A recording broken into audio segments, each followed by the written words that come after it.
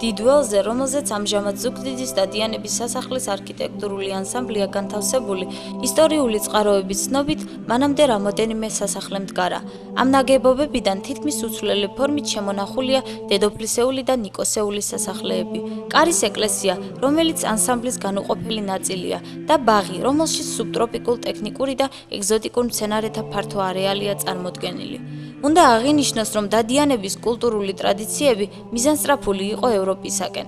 სხვადასხვა დროში საქართველოს მეფეები თუ მთავრები იზიარებდნენ რა ევროპულ ფასეულობებსა და პროგრესულ იდეებს, სხვადასხვა გზებით ცდილობდნენ ევროპასთან დაახლოებას. სამეგრელოს ევროპასთან კულტურული და პოლიტიკური ურთიერთობის განსაკუთრებულად მდიდარი და ხანგრძლივი ისტორია აქვს. ძველი კოლხეთის დროიდან, არგონავტებიდან და ფაზისის აკადემიის დაარსებიდან მოყოლებული, ჩვენი კუთხის მმართველთა მზერა მუდმივად ევროპისკენ იყო მიმართული. ამ არქიტექტურულ ანსამბლში ეს თითქმის ყველა დეტალში იგრძნობა. დედოფლისეული სასახლე, რომელიც გოთურ სტილშია ნაგები, ბუკინგების სასახლეს მოგვაგონებს. არქიტექტორი რაისი, რომელმაც შენობა ააგო, სწორედ ბუკინგების სასახლის არქიტექტორი ყოფილა, რომელიც მე-19 საუკუნის 60-იან წლებში ეკატერინეს ჩამოუყვანია ევროპიდან. დადიანების დედოფლისეული სასახლე მე-19 საუკუნის 60-იან წლებში მოხდა მაგის რეკონსტრუქცია. მანამდე არსებობდა ასევე პუპისეული სასახლე, რომელიც წარმოადგენდა დავით დადიანის დის სასახლეს. შემდგომში ეს სასახლე გადაკეთდა არქიტექტორ რაისის მიერ.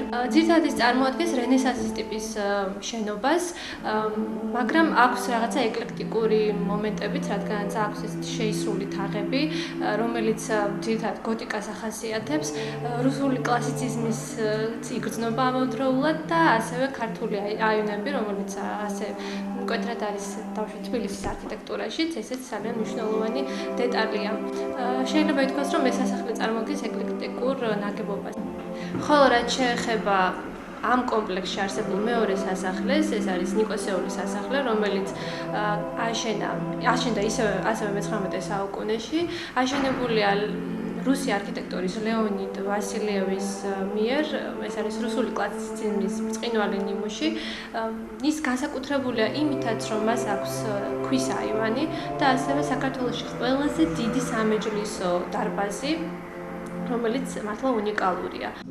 1921 წლის აპრილში სასახლეში გაიხსნა მუზეუმი. საყურადღებოა ის ფაქტი, რომ დადიანისეულ ნივთებთან ერთად აქ ინახებოდა 51,000 უნიკალური ექსპონატი, ქვის ხანის არქეოლოგიური ძეგლები, ნუმიზმატიკური კოლექცია, მე-13-18 საუკუნის ეპიგრაფიული ძეგლები.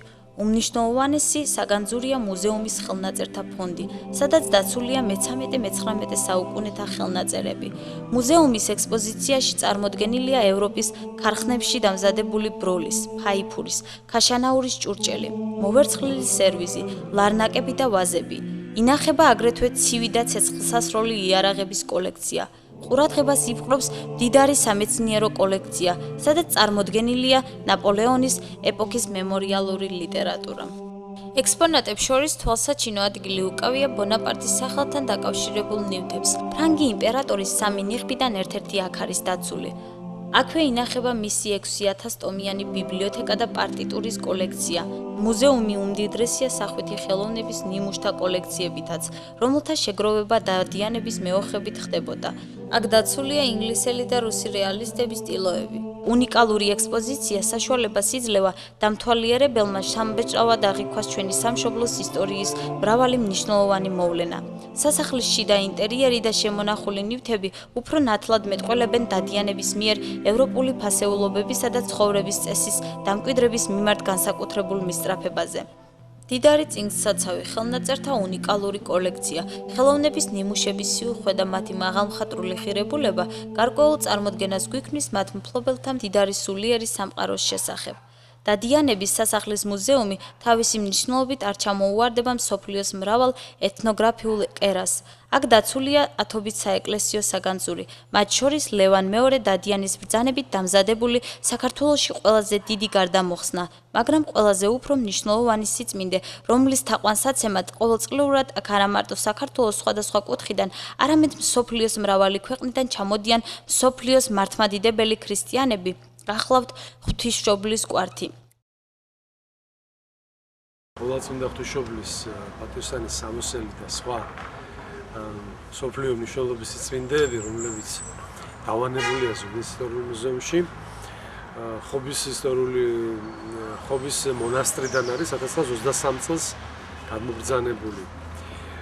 გარდა ხობისა, აქ არის სხვა სიწმინდეებიც, მარტვილის, წალენჯიხის, ბედის, სუჯუნის და სხვა მონასტრებიდან, მთელი აფხაზეთი და სამეგრელოს ტაძრებიდან კომუნისტური რეჟიმის დროს, როდესაც მიმდინარეობდა დარბევა ეკლესია მონასტრების, მუზეუმის პირველი დამაარსებლის და პირველი დირექტორის ვადონი აკაკი ჭანდურიას ძალისხმევით და ექვთიმე ღვთისკაცის თაყაიშვილის თაოსნობით საქართველოს მთავრობამ ჯერ ეს აღწერა რევოლუციამდე სიწმინდეები და შემდეგ კი სანამ ბოლშევიკები შემოვიდოდნენ, ნაწილი იქნა საფრანგეთში გატანილი ოქროს ფონდი, ნაწილი კი შემდეგ ზუგდიდის ისტორიულ მუზეუმში იქნა დავანებული. თვითონ ხობის მონასტერში ღვთისმშობლის კვართი, როგორც მეცნიერები ვარაუდობენ, კონსტანტინოპოლის დაცემის შემდეგ, მე-15 საუკუნეში მოხდა შავი ზღვით ბიზანტიიდან ეს ქრისტიანული სიწმინდეები შემოდიოდა დასავლეთ საქართველოში, რამაც ერთადერთი გზა სხვა ერგული ბიზანტიის გარშემო, მცირე აზიის ნახევარკუნძულის გარშემო ტერიტორიები ოსმალების მიერ იყო დაპყრობილი.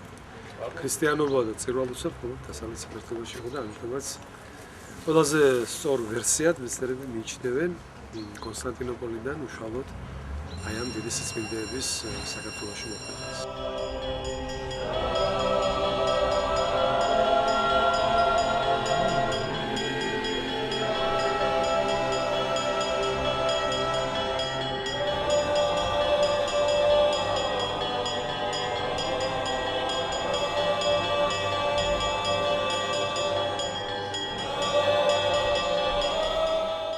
დადიანების სასახლე აქტუალურია მხატვრობის თვალსაზრისითაც. ზუგდიდის პეიზაჟი ძალიან ძნელია, აქცენტირება გაუკეთო, რომ ის ზუგდიდში ხდება და მე ხშირად ვაკეთებ დადიანების მუზეუმი რო არის, საგვარეულო ეკლესია რო არის, იმის გარშემო და იმის მიმდებარე ტერიტორია რამდენჯერ მაქვს დახატული. არაერთ მხატვარს გადაუღია ტილოზე ისტორიულ კოლორიტად ქცეული დადიანების სასახლე, რომელსაც საქართველოში ანალოგი არ ყავს.